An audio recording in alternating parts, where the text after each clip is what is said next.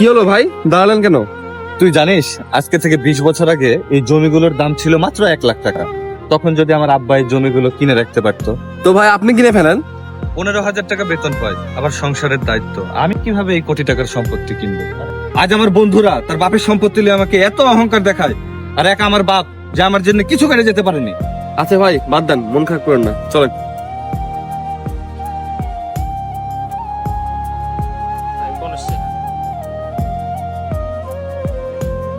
হ্যাঁ স্যার, জমি রেডি আছে, বিকালে এসে জমি দেখতে পারেন স্যার। কিরে কি হয়েছে বল? সাহেব, এই জমির দাম কত? এই জমির দাম পুরা লাখ টাকা।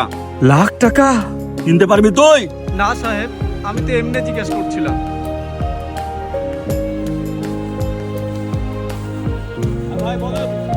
1 লাখ টাকা? হেকে তো সংসারের দায়িত্ব, ছেলের পড়াশোনা, বাড়ি ভাড়া, মাসে 700 টাকা রোজগার করা আমি কিভাবে এত দামি জমি কিনবো?